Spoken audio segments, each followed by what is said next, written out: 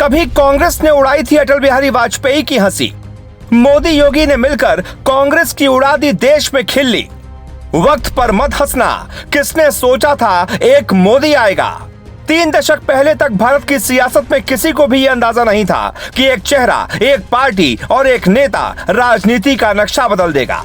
अब यह हकीकत है, भारत की सियासत बदल चुकी है।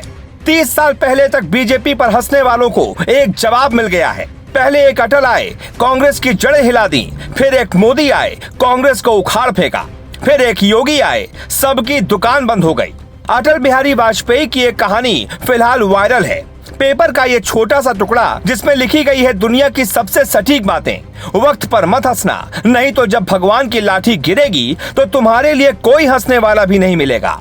दरअसल 1997 में अटल बिहारी वाजपेयी की सरकार सिर्फ एक सांसद के वोट न मिलने से गिर गई। उस वक्त कांग्रेस बीजेपी का इसलिए मजाक बना रही थी कि सीटें आती जाती हैं नहीं, चले हैं सरकार बनाने।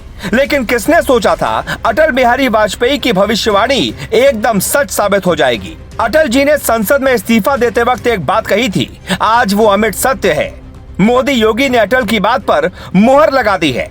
हम संख्या बल के सामने सर झुकाते हैं और आपको विश्वास दिलाते हैं कि जो कार्य हमने अपने हाथ में लिया है वो जब तक राष्ट्रीय उद्देश्य पूरा नहीं कर लेंगे तब तक विश्राम से नहीं बैठेंगे, तब तक आराम से नहीं बैठेंगे। अध्यक्ष महोदय, ये भारत का नक्शा है, इसमें समझिए अटल की बातों की सच्चाई क्या है। मोदी ने कैसे अटल की बात को 100% जमीन पर उतार दिया, सही साबित कर दिया।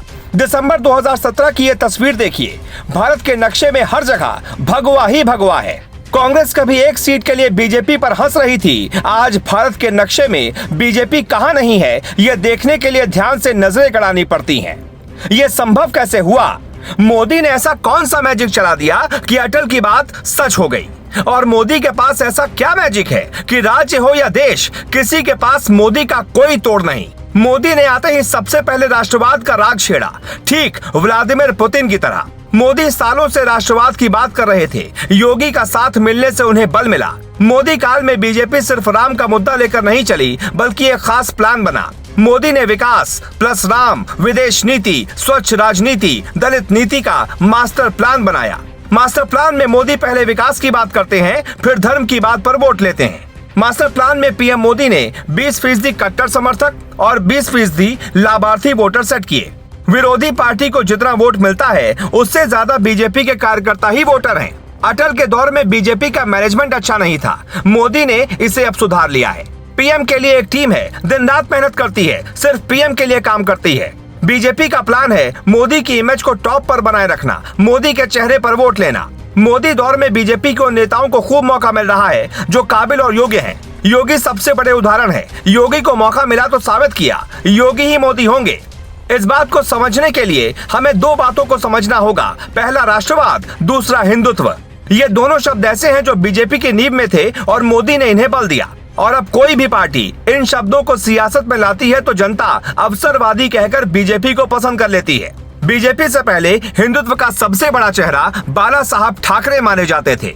आज मोदी काल में उनके परिवार से ये वाला ताज भी बीजेपी ने छीन लिया। आज राष्ट्रवाद का मतलब बीजेपी, देश का मतलब मोदी, राष्ट्रहित की बात करने वाला मतलब योगी, राष्ट्र को प्रथम मानकर राज्य में काम करने वाला योगी, यानी घर घर मन मन में ऐसा राष्ट्रवाद फैला दिया कि निकालना ही मुश्किल होगा। राष्ट्रवाद की भावना हर देश में होती है। आज दुनिया में पुतिन अगर इतने ताकतवर बने तो उसके पीछे कारण है राष्ट्रवाद। किसी भी देश की सबसे बड़ी ताकत होती है राष्ट्र के प्रति सरकार की नीतियां। जनता के मन में राष्ट्र की हितकारी सोच सबसे जरूरी है। साफ है, बीजेपी 3 दशक में न सिर्फ विश्व की सबसे बड़ी पार्टी बनी बल्कि देश की सबसे सफल पार्टी भी है। अभी मोदी कितने साल सत्ता में रहेंगे ये कांग्रेस को भी नहीं पता होगा भी नहीं, क्योंकि बीजेपी मेहनत और रणनीति से जीत रही है, कांग्रेस अपनी लाचारी पर सिर्फ माथा पीट रही है।